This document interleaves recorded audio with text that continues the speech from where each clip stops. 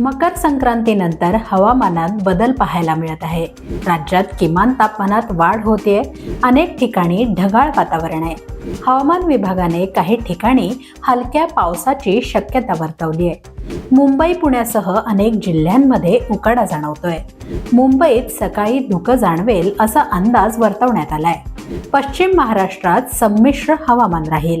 उत्तर महाराष्ट्रातील धुळे, नंदुरबार, जळगाव, नाशिक, अहिल्यानगर जिल्ह्यात हलक्या पावसाचा अंदाज वर्तवण्यात आलाय।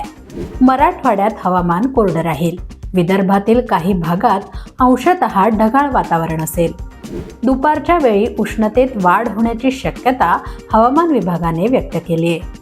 राज्यातील निच्चांकी तापमानाची नोंद धुळ्यामध्ये झाली आहे। धुळ्यात 10.2 अंश सेल्सिअस तापमान नोंदवलं गेलंय, तर निफाडमध्ये 10.7 अंश सेल्सिअस तापमान नोंदवलं गेलंय। ब्रह्मपुरीत 33.1 अंश सेल्सिअस तापमानाची नोंद झाली आहे। राज्यात सध्या गारठा गायब झालाय।